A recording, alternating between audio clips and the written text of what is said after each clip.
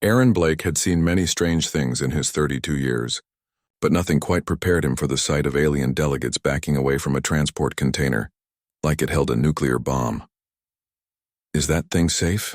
asked a tall, blue-skinned creature whose name Aaron couldn't pronounce. The translator in his ear rendered it as something close to clicking claw, which seemed fitting given the sharp appendages the being possessed. "Perfectly safe," Aaron replied, keeping his voice calm and steady. He pressed a button on the side of the container. The transparent panel lit up, revealing the massive lizard inside. Rex lay sprawled across heated rocks, his forked tongue flicking lazily through the air. "This is Rex, he's a Komodo dragon from Earth." The gathered aliens stared. Some moved closer. Others retreated further. Aaron had arrived at the Galactic Council station only 3 hours ago. The station orbited a planet called Sanctum 7, a neutral world where no single species held power. Humanity had been granted provisional membership in the Council just 6 months earlier, and Aaron was here to prove Earth deserved a permanent seat. Nobody had expected him to bring a giant reptile. "You keep predators as companions?" asked a floating jellyfish-like being. Its body pulsed with different colors as it spoke. How barbaric. "Rex isn't just a pet," Aaron explained. He had prepared for this reaction. "On Earth, we have a long history of working with animals. Dogs help us hunt and protect us. Horses carried us across continents. Pigeons delivered our messages during wars. Rex represents something important about humanity." "And what is that?" Clicking Claw asked, all 4 of his arms crossed over his chest. "That we haven't forgotten where we came from." The insectoid being made a sound that the translator interpreted as a snort.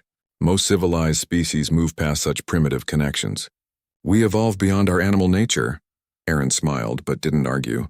He knew that many species in the galaxy viewed Earth as backwards. Humans still ate natural food instead of nutrient paste.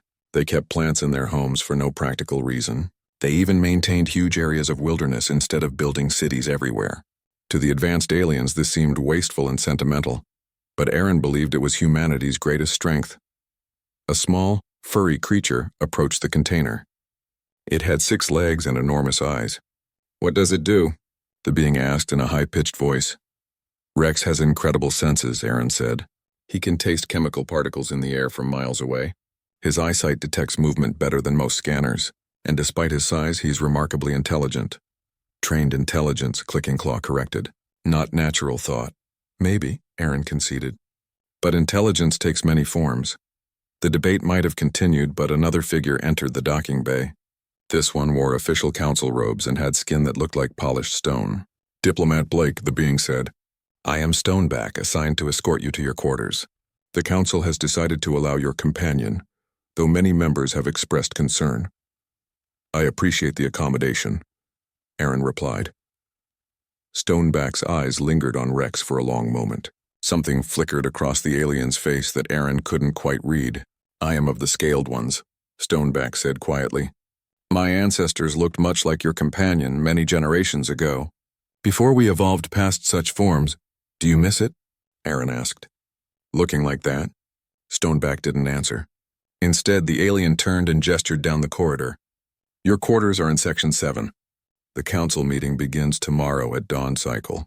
Please ensure your companion remains contained." Aaron guided the hovering transport container through the station's halls. The place was enormous, built to accommodate thousands of beings from hundreds of worlds. Gravity shifted subtly from section to section, adjusted for different species' needs. The air smelled strange, filtered and recycled through systems Aaron didn't understand. His quarters were spacious enough. A sleeping area, a workspace, and a large environmental chamber for Rex. Aaron spent the next hour setting up the dragon's habitat, making sure the temperature and humidity matched Earth's tropical regions. When he finally released Rex from the transport container, the dragon moved slowly into his new space. He explored every corner, tongue flicking constantly, gathering information about this strange new world. "We're a long way from Indonesia, buddy," Aaron said softly. Rex turned his head, regarding Aaron with dark, ancient eyes. The dragon had been with Aaron for 3 years now, on loan from a conservation program. They had formed an unexpected bond. Rex trusted Aaron, and Aaron had learned to read the subtle signs of the dragon's mood and health. A chime sounded at the door. Aaron opened it to find Dr. Rita Okonkwo, his colleague and friend. She was a xenopsychologist and expert in understanding alien minds and cultures. "How's our scaly ambassador?" Rita asked, stepping inside, getting comfortable. "How about you? The other delegates are already talking about us," Rita said with a grin. "Half think we're crazy. The other half think we're trying to intimidate them with a dangerous predator." "Good," Aaron said. "Let them underestimate us." Rita moved to the viewing panel of Rex's chamber. The dragon had settled on his heated rocks, looking almost peaceful. "You really think this will work?" she asked. "I think the galaxy needs to see that Earth is different," Aaron replied. "Not better or worse, just different. We bring something to the council that no one else can." "And what's that?" Aaron watched Rex through the glass. The dragon's chest rose and fell with slow, steady breaths. 300 million years of evolution lived in that body. Predator and survivor. Ancient and perfect. Perspective, Aaron finally said. Everyone else has spent millennia trying to leave their origins behind. We're the only ones who brought ours along for the journey. Rita nodded slowly. Tomorrow should be interesting then. Tomorrow, Aaron agreed. We show them what Earth is really about. The council chamber reminded Aaron of an amphitheater, except the seats floated at different heights and gravity levels to accommodate various species. Delegates from across the galaxy filled the space, creating a rainbow of colors and shapes that Aaron's Earth-trained eyes still struggled to process. Rex's environmental chamber sat beside Aaron's designated platform, raised high enough that other delegates could see the dragon clearly. The Komodo lizard appeared to be sleeping, but Aaron knew better. Rex was aware of everything happening around him. The session had been going for 2 hours. The topic was mining rights in a region called the Outer Reaches, a disputed area claimed by multiple species. The debate had grown heated between two powerful groups. The Lumens, beings made of living crystal who communicated through light pulses, and the Deep Folk, aquatic creatures who wore water-filled suits to survive in the station's atmosphere. The Outer Reaches contain minerals essential to our biology, argued the lead Lumen delegate, a towering figure whose body sparkled like a diamond chandelier. Without them, our people will suffer. Your people already control 17 mining systems, countered the Deep Folk representative through a speaker embedded in their suit. My people have access to only 3. This is our chance for economic equality. Clicking Claw, serving as session moderator, tried to maintain order. Both parties will have opportunity to present evidence of need. Please remain civil. Aaron watched it all, taking mental notes. This was his first real council session, and he needed to understand how decisions were made here. Humanity's future membership depended on his performance in the coming weeks. Then something changed. The lead Lumen delegate's light patterns shifted suddenly. Instead of the organized pulses of speech, chaotic flashes erupted across their crystalline body. The beings swayed on their platform, light flickering like a dying star. Medical emergency, Clicking Claw announced, his voice sharp. Someone contact the health center. Chaos erupted in the chamber. Delegates shouted in dozens of languages. The translator in Aaron's ear struggled to keep up, producing a garbled mess of overlapping words. Aaron's attention, however, was drawn to Rex. The dragon had risen from his resting position. His head was raised, turned toward the ceiling. His tongue flicked rapidly through the air gaps in his chamber, faster than Aaron had ever seen before. Something was wrong.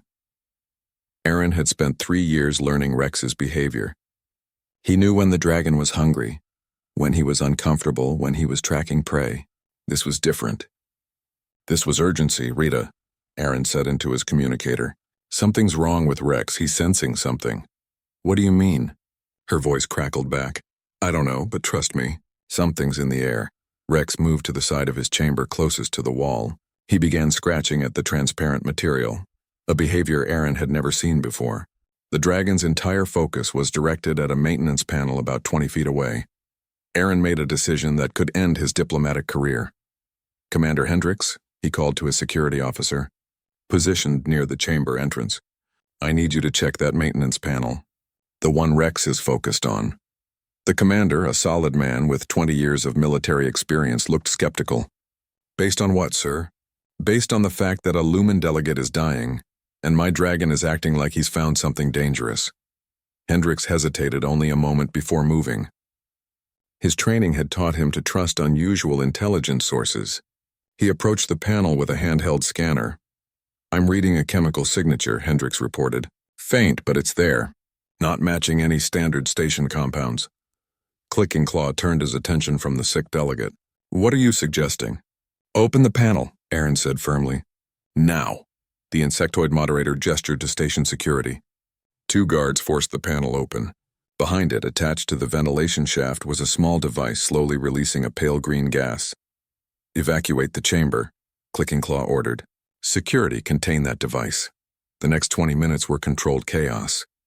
Delegates filed out in orderly fashion, their various biologies requiring different evacuation routes. The sick Lumen was rushed to medical care. Station engineers in protective suits removed the device carefully. Aaron stood in an observation room with Rita, Hendricks, and several council security officers. Through the window, they could see technicians analyzing the device. "Preliminary scans show it's a toxin generator," explained a gray-skinned being Aaron knew as Gray Thought, head of station security. "Engineered specifically to target lumen crystalline biology. In another hour, it would have been fatal." "How did it get there?" Rita asked. "That's what we need to discover," Gray Thought replied, the being's large eyes fixed on Aaron. "How did you know it was there?" Aaron gestured toward Rex's chamber, which had been moved to the observation room. "I didn't, he did. The animal." Gray Thought sounded incredulous. "Komodo dragons have one of the most sensitive chemical detection systems in Earth's animal kingdom," Aaron explained. "They can taste particles in the air at concentrations measured in parts per million. If there was a toxin being released, Rex would smell it before any of your sensors." "Impossible," one of the other security officers said.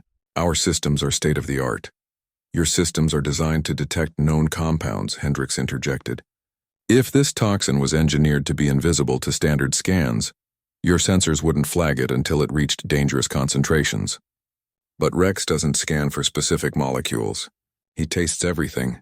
Gray Thought was silent for a long moment. "This is the third incident in recent months," the security chief finally admitted. 3 different delegates have fallen ill during council sessions. We attributed it to stress or biological incompatibility with station systems. If this was intentional, someone's trying to kill council members, Rita finished. The implications hung heavy in the air. The Galactic Council was supposed to be neutral ground. Violence here was unthinkable. If someone was staging assassinations, it meant the peace that had held for centuries was cracking. "We need to investigate further," Gray Thought said. "Diplomat Blake, I may need to speak with you again about your companion's abilities." "Anytime," Aaron replied. After the security officers left, Rita turned to Aaron. "You realize what you've done, right? Prevented a murder?" "That too," she said with a slight smile. "But you've also just proved that Earth brings something valuable to the Council, something none of their advanced technology can replicate." Aaron looked at Rex, who had returned to his calm, watchful state. The dragon's dark eyes reflected the station's artificial lights. "We're not trying to prove we're better than them," Aaron said quietly. "We're just showing them that different doesn't mean lesser." "Think they'll listen?" Rita asked. Aaron thought about the delegates' faces as they evacuated. He remembered the way Clicking Claw had looked at Rex with new respect. He considered Stoneback's earlier words about the Scaled One's lost heritage. "They're starting to," Aaron said. "And if someone's trying to destroy the Council from within, we might be exactly what they need." News spread through the station faster than light through vacuum. Within a day, everyone knew that the human diplomat's strange reptilian companion had saved a council member's life. Aaron found himself fielding questions from delegates who had previously avoided him like he carried a plague. "Is it true your creature can detect poisons?" asked a floating being whose species name translated as the Drifters. "Can all Earth animals do this?" questioned a delegate covered in what looked like living moss. "How did you train it?" demanded a bird-like creature with 4 wings. Aaron answered patiently, explaining that Rex wasn't trained to detect toxins specifically. The dragon's natural biology simply allowed him to sense chemical changes in his environment. It was evolution, not education. The attention had an unexpected side effect. Suddenly, other delegates wanted to know more about Earth. Not Earth's technology or military capabilities or economic potential. They wanted to know about its animals. "Your world still has large predators living free?" Stoneback asked during a private meeting in Aaron's quarters. The Scaled One had visited 3 times in the past 2 days, always with questions about Earth's wildlife. Thousands of species, Aaron confirmed. We have big cats that hunt in grasslands, bears that fish in rivers, sharks that patrol our oceans. We protect them in reserves and national parks. Stoneback's stone-like skin shifted in color slightly, a sign of emotion Aaron was learning to recognize. My people did something similar long ago, before we achieved spaceflight. But as we advanced, we decided such things were primitive. We engineered our world into efficiency. Every creature served a purpose in our food production or industrial systems. Those that didn't were removed. And now? Aaron asked gently. Now our world is efficient, Stoneback said. But it is also empty. Children grow up never seeing an animal that exists for its own sake. We have plenty, but we have lost something. I think we lost it so long ago that we forgot it was missing. The conversation was interrupted by Rita's arrival. She carried a data pad filled with information. Aaron, you need to see this. I've been contacted by 17 different species asking for information about Earth's animals. The Scaled Ones want to visit our nature reserves. The Drifters want to study our ocean ecosystems. Even the crystalline lumens are interested in our desert reptiles. Why? Aaron asked. Because most of them gave up their natural worlds generations ago, Rita explained. They optimized everything for industry and population. Some of these species haven't seen a wild animal in centuries. We're apparently exotic because we kept ours. Stoneback made a sound like grinding rocks. She speaks truth. The galaxy has spent millennia proving how advanced we could become. You humans arrive and remind us of what we were. It makes many uncomfortable, but it also makes many curious. A message alert chimed. Aaron checked his communicator to find an invitation from Greythought. The security chief wanted to meet with him and Rex in one of the station's investigation labs. An hour later, Aaron guided Rex's chamber into a sterile white room filled with scanning equipment. Greythought was there along with several technicians and, surprisingly, Clicking Claw. Thank you for coming, Greythought said. We have a problem, and we believe your companion might help us solve it. The security chief activated a holographic display. It showed 3 different locations on the station, each marked with a red indicator. These are sites where delegates became ill over the past 4 months.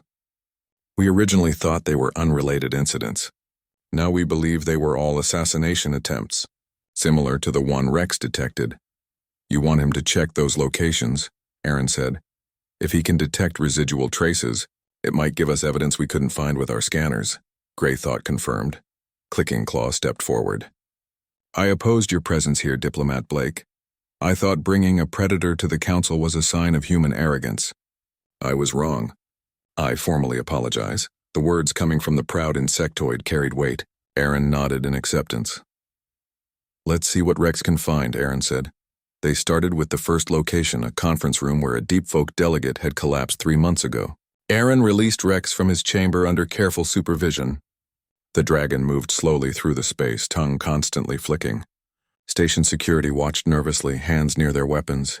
He's not dangerous unless threatened, Aaron reminded them. Just let him work.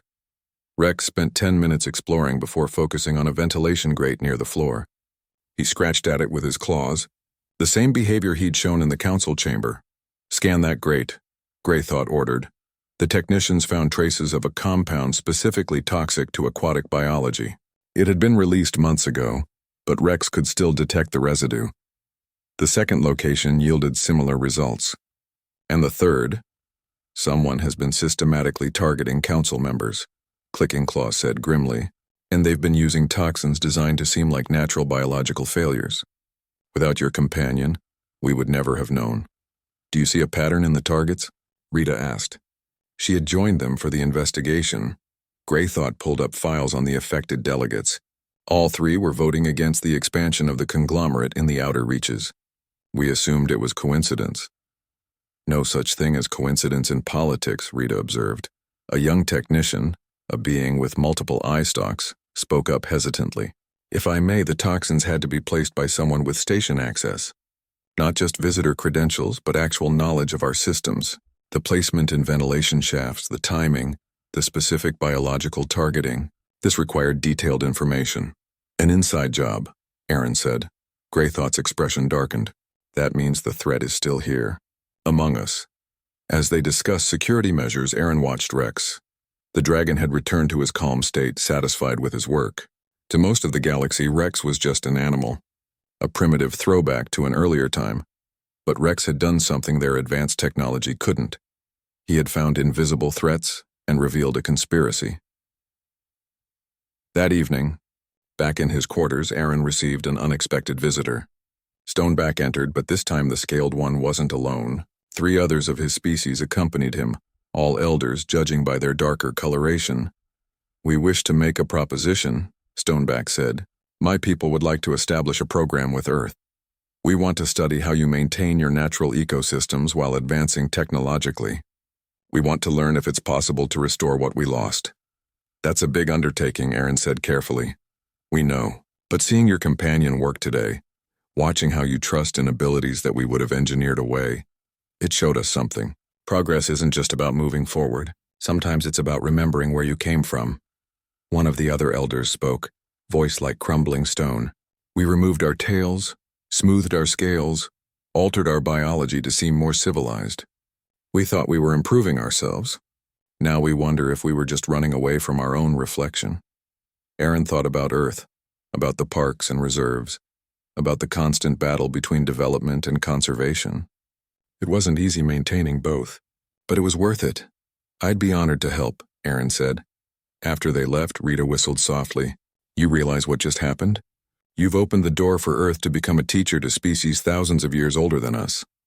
Aaron smiled, watching Rex bask under his heat lamp. "Not me, him, we're just along for the ride." Greythought's investigation room looked like organized chaos. Holographic displays floated everywhere, showing station layouts, delegate schedules, and chemical analyses. The security chief moved between them with practiced efficiency, but Aaron could see the frustration in the being's movements. "We've analyzed every piece of technological evidence, Gar," Greythought explained. "Access logs, security footage, maintenance records. Whoever is doing this has covered their tracks perfectly. It's like chasing a ghost." Aaron sat across from the security chief, Rex's chamber positioned nearby. Rita and Commander Hendricks completed their small group. They had been invited to join the investigation officially, something unprecedented for new council members. "What about the toxins themselves?" Rita asked. "Can you trace their origin?" "Each one was custom engineered for its target," Greythought replied. "The compounds don't match any known database. Whoever created them has access to advanced biological laboratories and deep knowledge of alien physiology." Hendricks leaned forward. "On Earth, when we can't find technological evidence, we go back to basics. Old-fashioned detective work. Who benefits from these deaths?" "That's the problem," Clicking Claw said, entering the room. "All 3 targets were voting against conglomerate expansion, as we discussed. But hundreds of delegates share that position. These 3 weren't particularly influential. Why target them specifically?" "Maybe they were tests," Aaron suggested. "Practice runs before going after bigger targets." The room fell silent as everyone considered this. If true, it meant the real attacks were still coming. "We need to find where else they've placed devices," Greythought said, "before someone else gets hurt." All eyes turned to Rex. "You want to use him to sweep the entire station," Aaron said. "Is it possible?" Greythought asked. Aaron considered. The station was massive, with thousands of rooms across dozens of levels. It would take time, and Rex can't work continuously. He needs rest, food, proper temperature. "We have time," Clicking Claw said. "The Council has postponed all major sessions until this threat is neutralized. Whatever you need, you'll have it." Over the next 3 days, Aaron and Rex became an unlikely investigation team. They started with high-priority areas: the main council chamber, delegate quarters, and key meeting rooms. Station security accompanied them everywhere, along with a rotating group of technicians ready to analyze anything Rex found. The dragon proved remarkably patient with the work. Aaron had worried that the constant activity would stress him, but Rex seemed to understand the importance of what they were doing. Or maybe he just enjoyed the regular meals and attention. They found 2 more devices in ventilation systems. Both were newer, placed within the past week. Both targeted species that were voting against the conglomerate. "This confirms it," Greythought said after the second discovery. "Someone is actively working to influence council votes through murder." Rita had been conducting her own investigation, interviewing delegates and staff about the conglomerate. She presented her findings to the group. "The conglomerate is a coalition of industrial species," she explained. They want to expand mining operations into protected territories. If they succeed, they'll control resource extraction across 200 worlds. The profit would be enormous. Enough to justify assassination, Hendricks added. But the conglomerate includes 7 major species, Clicking Claw pointed out. Which one is responsible?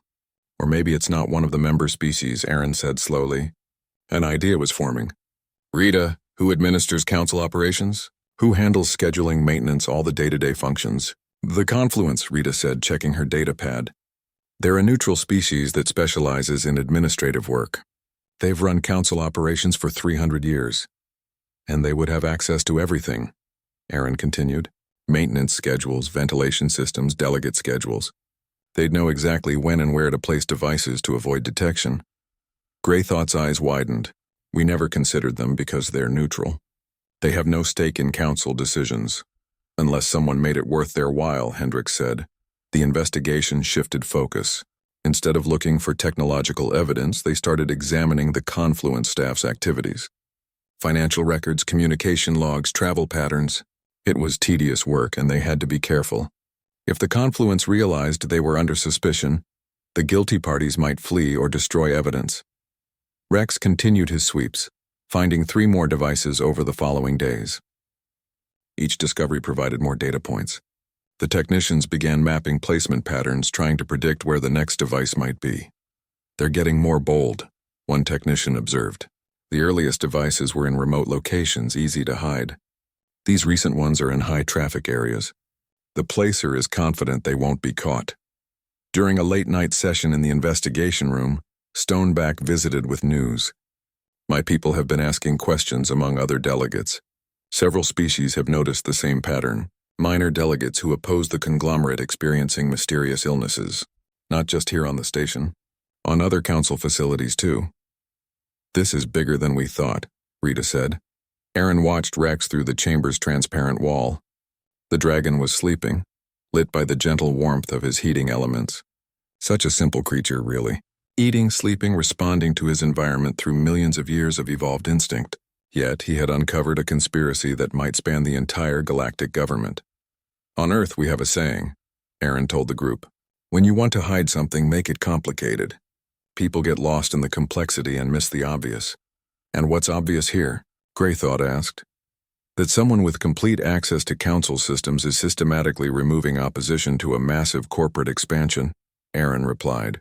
We've been so focused on the how that we forgot to ask the simple question, who stands to gain the most? The conglomerate gains resources, Clicking Claw said. But the Confluence gains something better, Rita realized. Job security. If the conglomerate expands to 200 new worlds, they'll need administration for all of them. The Confluence would become indispensable. We need proof, Greythought said. Accusations against the Confluence without evidence would be politically disastrous. Hendricks smiled grimly. Then we set a trap. We let them think they're succeeding, and we catch them in the act. The plan came together quickly. They would announce a major council session to vote on conglomerate expansion. They would make sure the Confluence knew that several key delegates opposed to the expansion would be present. Then they would watch and wait. And Rex? Aaron asked. Rex will be there, Greythought confirmed. If another device is placed, he'll find it. And we'll find whoever placed it. Aaron looked at his companion, still peacefully sleeping. 300 million years of evolution, he said quietly. All leading to this moment. A dragon from Earth helping to save galactic democracy. Rita put a hand on his shoulder. You brought him here to show them what Earth represents. Mission accomplished. We haven't caught them yet, Aaron cautioned. No, Rita agreed. But we will. Because we have something they don't. What's that? She gestured at Rex. We remember that sometimes the old ways work best. The Grand Assembly Hall buzzed with tension. Delegates from across the galaxy had gathered for what everyone believed would be a historic vote on conglomerate expansion. What most of them didn't know was that half of station security was watching, waiting for an assassin to make their move. Aaron sat in the human delegation section, Rex's environmental chamber beside him. The dragon appeared calm, but Aaron had learned to read the subtle signs of alertness. Rex was ready. All security teams in position, Hendricks whispered through Aaron's earpiece.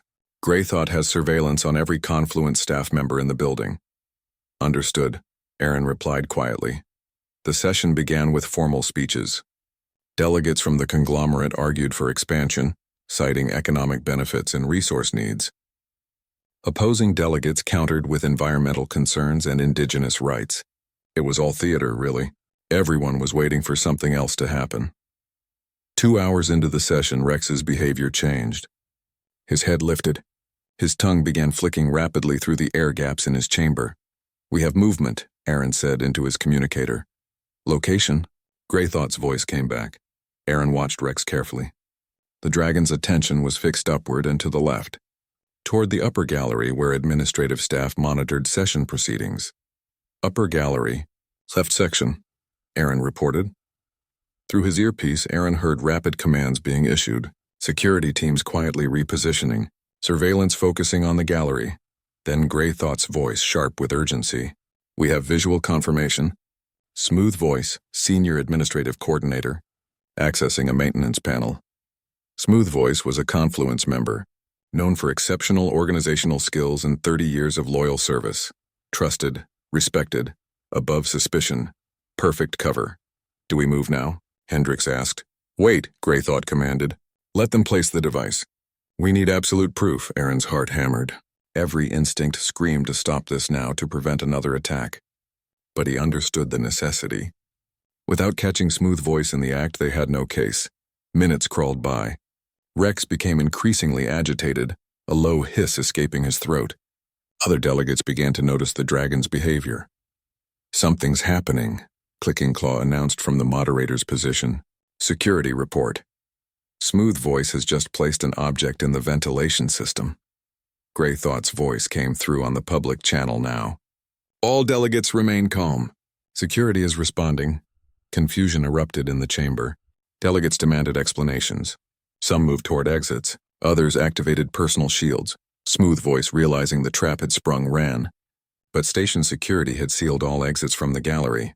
The Confluence administrator was cornered. What happened next would be debated in council records for years.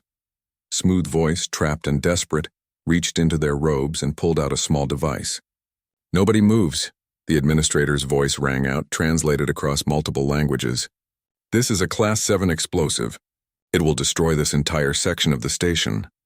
A cold silence fell over the chamber. "You don't want to do this," Greythought said, moving slowly into view. "There's nowhere to run." "The conglomerate promised my people wealth beyond measure," Smooth voice said. "Exclusive contracts across 200 worlds. We would have been indispensable. You've ruined everything." "You killed 3 delegates," Clicking Claw said, attempted to kill 7 more. "For money?" "For survival," Smooth voice spat. "The Confluence has served the Council for 3 centuries, and what do we have? Gratitude? No, we're servants. The conglomerate offered us power. Real power." Aaron made a decision. A risky, probably stupid decision, but sometimes the simple approach was best. "Rex," he said quietly, opening a manual override on the chamber. "Get him!" The dragon exploded from his enclosure with terrifying speed. 300 pounds of prehistoric predator moving with purpose. Delegates screamed. Security shouted warnings. But Rex had a target and nothing would stop him. Smooth voice pressed the detonator. Nothing happened. Station security had been jamming electronic signals in the chamber since the session began. A precaution Greythought had implemented. The administrator had 1 second to realize this before Rex hit them. The impact sent Smooth voice tumbling backward.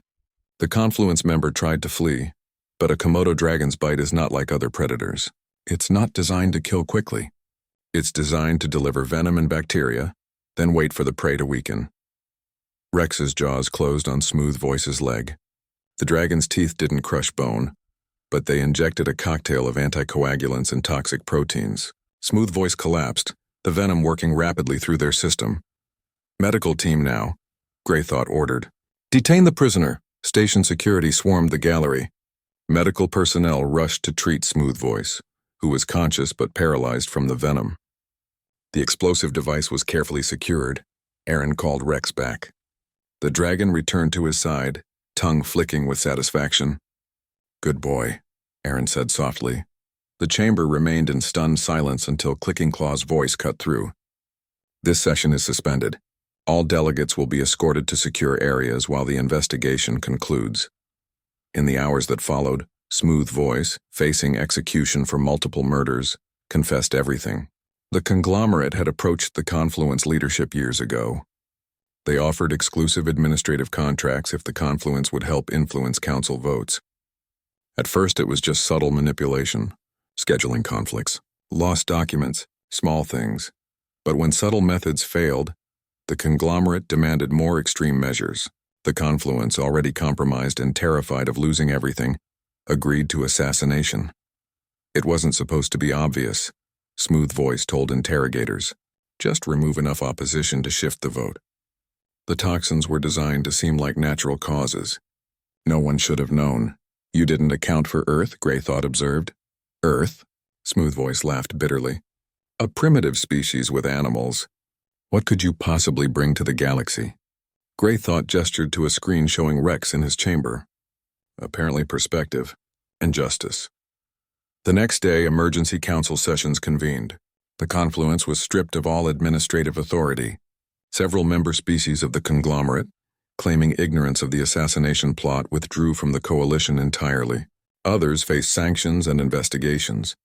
Aaron stood in Greythought's office, watching the political fallout unfold on multiple screens. Your dragon attacked a council administrator, Greythought said. Technically, that's a serious violation of station law. He was protecting the council, Aaron replied carefully. I know. Greythought's expression might have been a smile. Hard to tell with alien faces. The council has decided to overlook the incident. In fact, several delegates are proposing that Rex be given official recognition. Recognition? Honorary council status. He would be the first non-sapient being ever granted such a title. Aaron thought about that. Rex, a dragon from Indonesia, becoming part of galactic government. The absurdity of it made him smile. He'd be honored, Aaron said, though he'll probably just want more food. Speaking of which, Greythought continued, the council has also decided to grant Earth full membership immediately. No probationary period. Aaron's breath caught. That's unprecedented. So is everything else you've done here, Greythought pointed out. You brought an animal to the council and solved a conspiracy that our best security couldn't crack. Earth has proven it brings unique value to the galaxy. Later in his quarters, Aaron sat with Rita and Hendrix, sharing a drink the commander had smuggled aboard. To Rex, Rita raised her glass. The galaxy's least likely hero. To Earth, Hendrix added. For being weird enough to work. Aaron looked at his companion, sprawled contentedly on heated rocks. The dragon had no idea he'd just changed the course of galactic history. He was just being himself, following his instincts, doing what 300 million years of evolution had designed him to do. Maybe that was the real lesson. The galaxy had spent so long trying to improve beyond their natural origins that they'd forgotten the value of those origins. They'd engineered away their instincts, optimized their biology, sanitized their worlds, and in doing so, they'd become vulnerable to threats they couldn't see, couldn't predict, couldn't solve with pure technology. Earth hadn't made that mistake. Humanity had carried its wild nature into the stars. And that wildness, that connection to tooth and claw and ancient instinct had saved them all. 3 weeks had transformed everything. Aaron walked through the station's central plaza, and instead of curious stares or nervous avoidance, delegates nodded in greeting.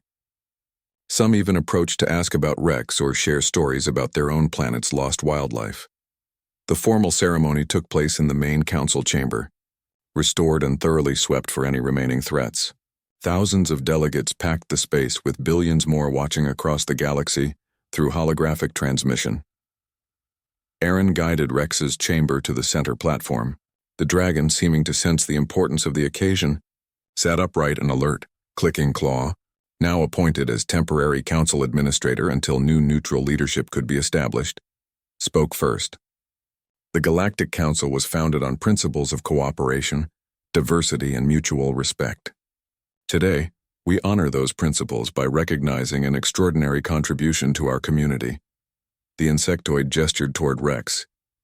This being, through natural ability evolved over millions of years, exposed a conspiracy that threatened the foundation of our government. In doing so, he reminded us that advancement is not measured solely by technology or civilization, but by the wisdom to value all forms of intelligence. A holographic document appeared above the chamber. By unanimous vote, the Council grants Rex of Earth the title of Honorary Council Member. He is the first non-sapient being to receive this recognition, and we establish this precedent proudly.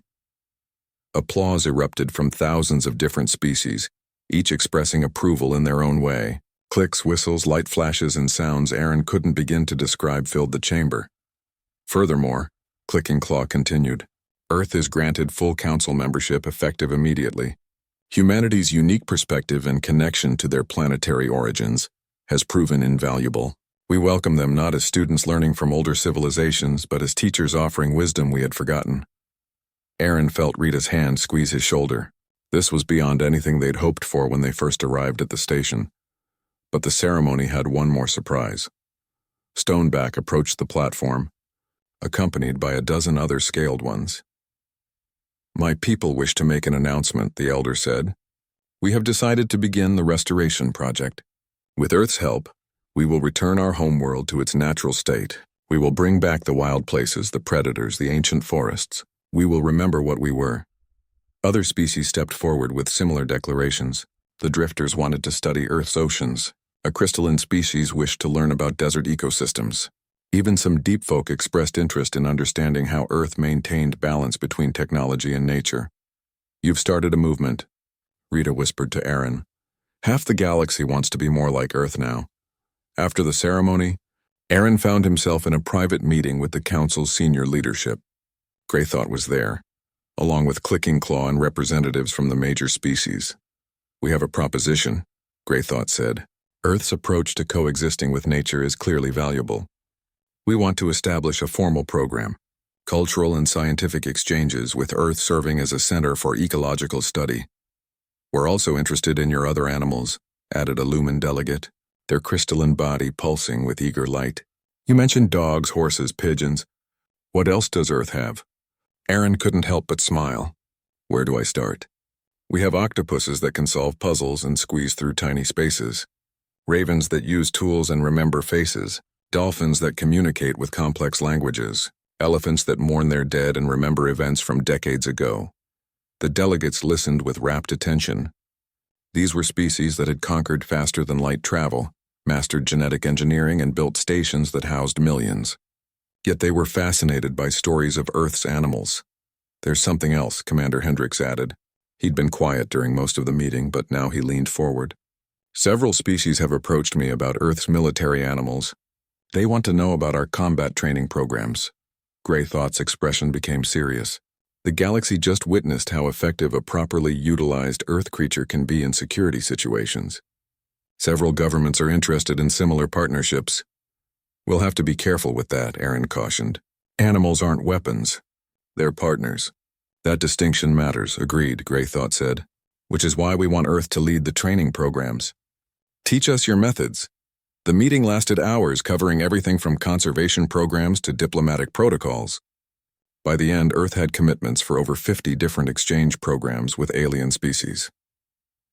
That evening, Aaron stood in his quarters, looking out at the stars beyond the station. Rex dozed in his chamber, content and comfortable. Tomorrow, Aaron would return to Earth to report on everything that had happened. He'd be back, though. The Council had requested that he serve as Earth's permanent representative, and he'd accepted. Rita entered without knocking, as had become her habit. Just got word from Earth, she said. They're sending the next delegation in 2 weeks. They're bringing an octopus, a raven, and a border collie. Aaron laughed. An octopus on a space station. That should be interesting. Everything about this has been interesting, Rita pointed out. She joined him at the window. We came here thinking we had to prove humanity was advanced enough to join the Council. Turns out we just needed to be ourselves. Sometimes the simplest answer is the right one, Aaron agreed. A message appeared on his communicator. It was from Stoneback.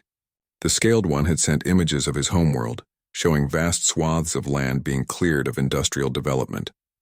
The first phase of their restoration project was underway.